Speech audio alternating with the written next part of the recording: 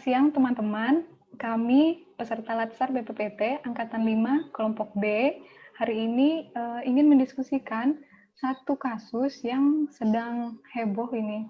Mungkin belum terlalu heboh ya, tapi beritanya sudah keluar dan masih geras ini di hari Senin kemarin.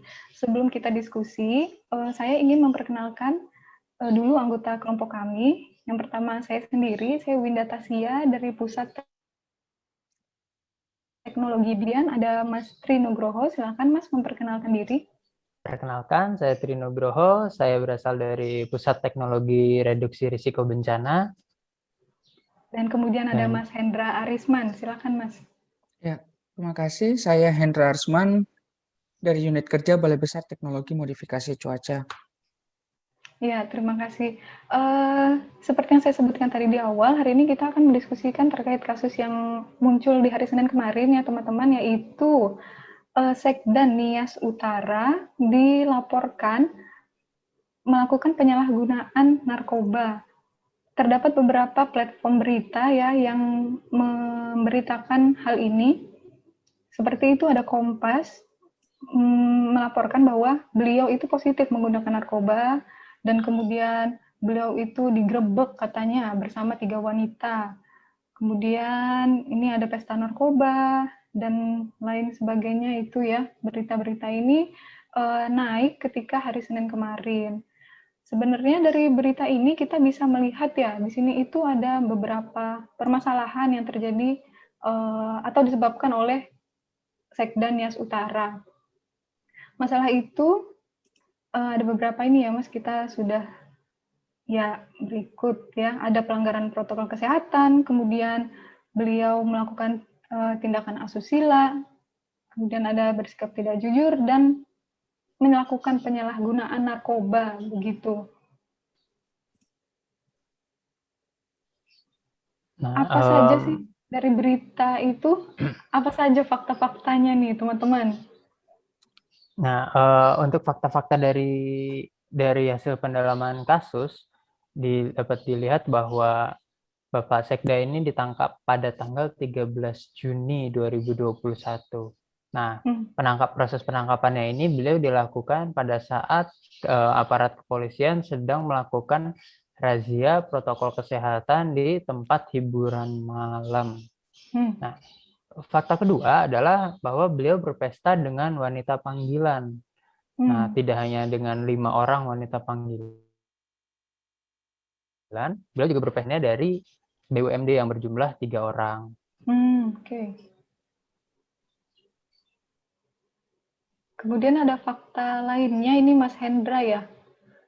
Apa saja ini Mas Hendra fakta-fakta lainnya dari berita tersebut? Ya, selain tadi 2 fakta yang sudah dijelaskan oleh Mas Tri, ada fakta lain nih, mana pada saat terjadi penangkapan, beliau Sekda Nias Utara ini mengaku sebagai ASN Dinkes. Nah ini kan beliau bersikap tidak jujur nih pada saat penangkapan. Seharusnya kalau seperti itu langsung aja bersikap jujur biar tidak memperribet masalah gitu. Memperumit ya Mas ya. Selain itu juga beliau posisinya di Medan sedang melakukan perjalanan dinas untuk mengambil SK kenaikan pangkatnya. Namun di sela waktunya dia menyalahgunakan waktunya untuk berwisata ke tempat yang tidak seharusnya dilakukan, seperti ke tempat hiburan malam itu, sehingga dia ditangkap gitu, apalagi bersama dengan wanita-wanita panggilan dan juga ketangkap pembawa narkoba tadi. Aduh, ini yang sebenarnya sesuatu yang tidak perlu dilakukan sebagai seorang ASN gitu. Iya, narkoba yang tadi itu bentuknya ya sesuai dengan yang diberitakan itu adalah puluhan butir pil ekstraksi dari berbagai merek dan ditemukannya ini dalam kemasan permen begitu teman-teman. Jadi mungkin bukan mungkin ya, katanya ini adalah strategi mereka para penjual ini untuk menjual kembali pil ekstasi ini di tempat hiburan malam tersebut, yang kebetulan Sekda Nias Utara ada di tempat tersebut dan diberitakan juga parahnya beliau itu positif di urinnya mengandung amfetamin dan metamfetamin. Jadi memang yang sudah terbukti ini merupakan fakta ya teman-teman bahwa beliau itu memang menggunakan pil ekstasi tersebut. Ya. Kemudian kenapa sih menurut teman-teman ini tuh begitu?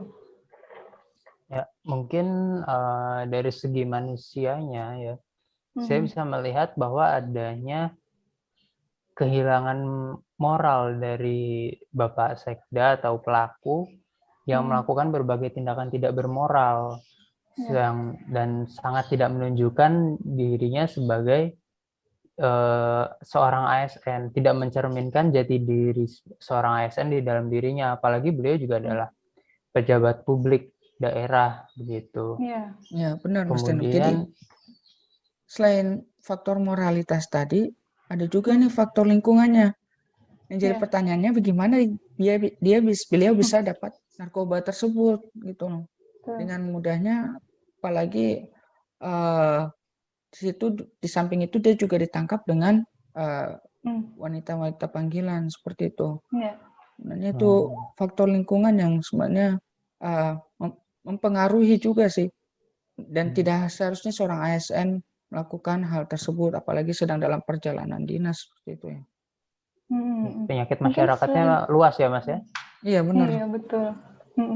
Selain itu mungkin dari ininya juga ya ada kepatuhan yang rendah gitu.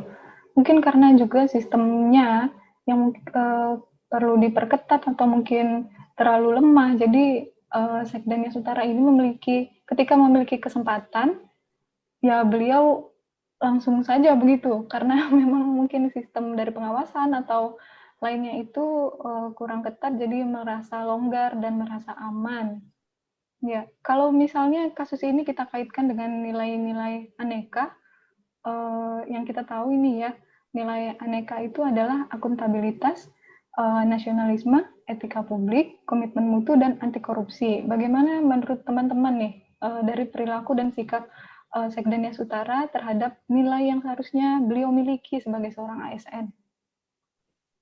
Yang pertama sih kita melihat mungkin ya dari segi akuntabilitas. Sudah sangat jelas Bapak Sekda ini tidak accountable karena pada saat ditangkap beliau berbohong dengan mengaku bahwa saya seorang ASN dari Dinas Kesehatan. Entah alasannya apa, beliau berbohong kepada petugas dan nantinya dikhawatirkan hal tersebut bisa mencemarkan nama baik Dinas Kesehatan yang beliau sebutkan, entah Dinas Kesehatan daerah maupun Dinas Kesehatan provinsinya, itu kan bisa mencemarkan nama baik atau bahkan bisa tergolong fitnah begitu. Masa seorang ASN dari Dinas Kesehatan melakukan tindakan yang tidak sepatutnya di tempat hiburan malam saat sedang pandemi kan begitu.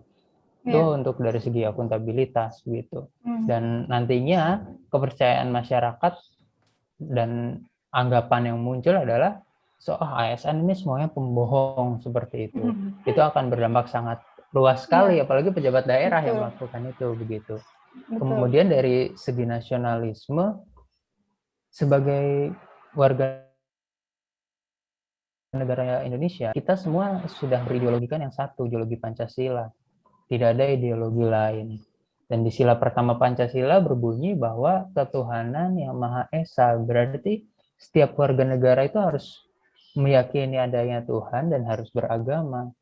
Nah, tidak ada di agama manapun yang diakui di Indonesia tentunya, itu yang memperbolehkan penyalahgunaan zat-zat terlarang seperti narkotika gitu, seperti pil ekstasi yang ternyata ditemukan di tempat beliau begitu. Itu mungkin hal yang perlu dievaluasi lagi begitu. Mungkin selanjutnya dari Mas Hendra bisa memberikan. Ya, terima kasih Mas Trio. Jadi menambahkan lagi kaitan kasus tersebut dengan nilai aneka selain akuntabilitas dan nasionalisme, ada juga nilai yang beliau Sekda ini langgar, yakni etika publik, di mana beliau berperilaku tidak santun dan melanggar norma kesusilaan bersama rekan pejabat BUMD lainnya. Sebenarnya ini merupakan penyakit masyarakat ya.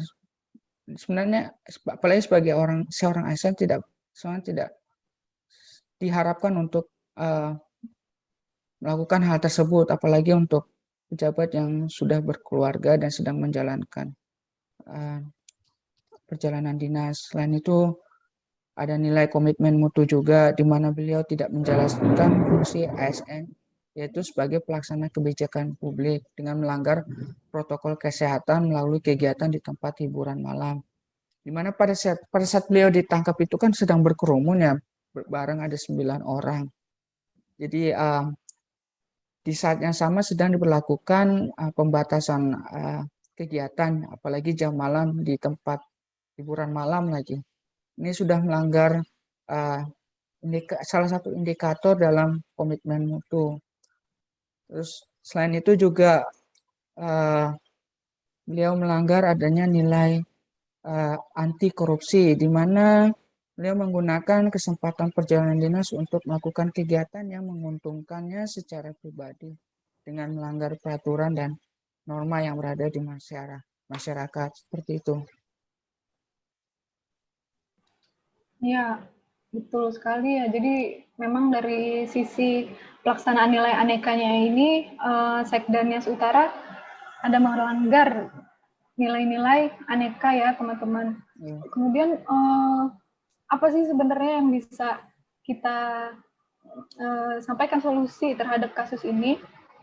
Kalau menurut saya pribadi ya, mungkin yang bermasalah adalah seperti yang tadi kita sudah sampaikan, penyebabnya itu salah satunya adalah masalah orangnya, begitu, masalah moralnya dan pelanggaran nilai anekanya. Jadi mungkin menurut saya di pemerintahan ini sebaiknya diadakan pembinaan atau program yang serupa Latsar supaya ASN-ASN ini tidak lupa begitu dan selalu ingat bahwa mereka itu harus memiliki nilai-nilai aneka tersebut. Jadi nilai tersebut yang sudah berpuluh-puluh tahun jadi ASN misalnya tetap memiliki nilai aneka dan tidak akan pernah pudar begitu. Kemudian selain itu ada mungkin regulasinya yang harus diperketat ya, seperti misalnya dari pasar narkobanya begitu, mungkin regulasinya harus diperketat sehingga memang tidak ada lagi akses para warga atau ASN bahkan ya untuk mengakses narkoba maupun kegiatan prostitusi lainnya. Betul sih Mbak. Setelah regulasinya nih kita perketat dan sebagainya, kita juga jangan lupa melaksanakan monitoring kepada setiap ASN. Tidak hanya ASN, ternyata